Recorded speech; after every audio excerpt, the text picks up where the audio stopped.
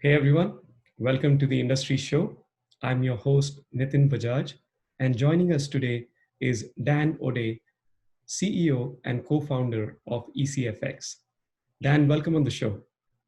And thank you so much. It's great to be Pleasure. So tell us who's Dan. here. Who are we all?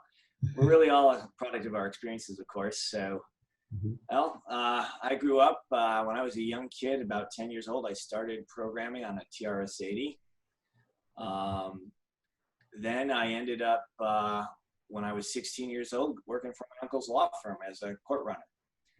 And so when it came time to go to college, I was torn between computers and the law. So I studied a little bit of both, really did philosophy as an undergrad, and eventually decided to go to law school. I did it. I went through, I put my time in. I did the MBA as well. I had a business interest.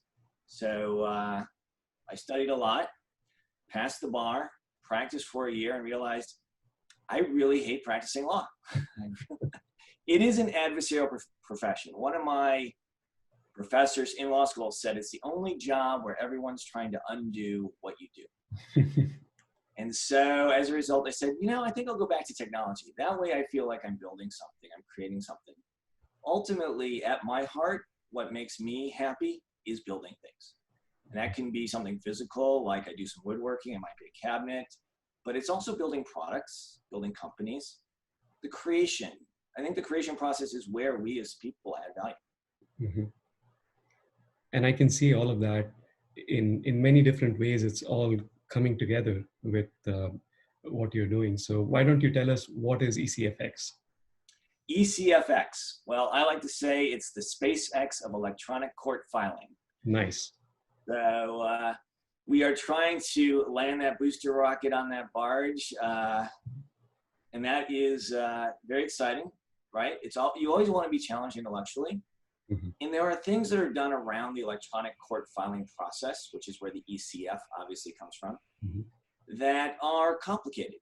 And people say, hey, I have to do this day in and day out.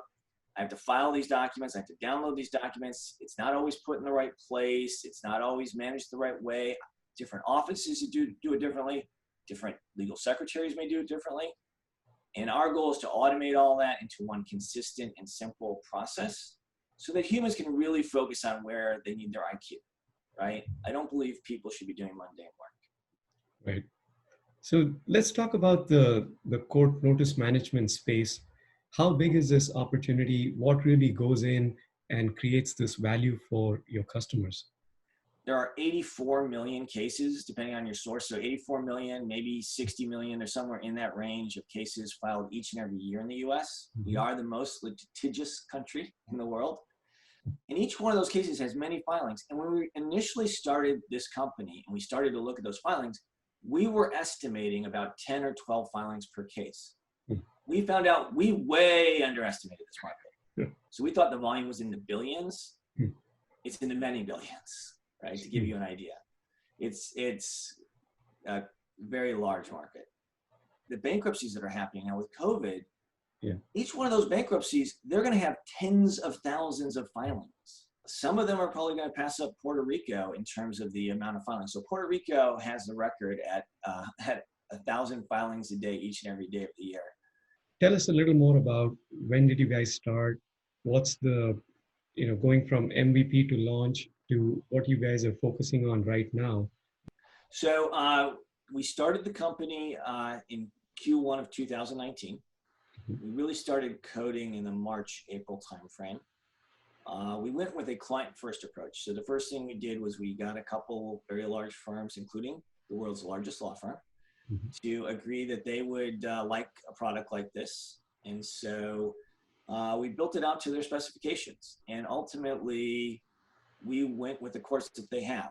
I'm a big believer in the long tail. I don't know if you've read that book, but yes. It's the basic principle and that Amazon and other companies have been built on is that typically the head of the tail is where all the excitement is. So people focus on New York, they focus on the federal court PACER system, they might focus on LA County, but they don't think about Madison County. They don't think about Missouri, right? But these large firms have cases in all of these jurisdictions. Mm-hmm. When you look at it, it's a classic long tail where the area in all the jurisdictions is biggest in the area at the head, if you will, in the largest jurisdictions. Mm-hmm. And so that's what we're doing. We're tackling this as a long tail problem. And the way I talk to my customers and our commitment to them is, if you're there, we're there. We've got it down to a clear method.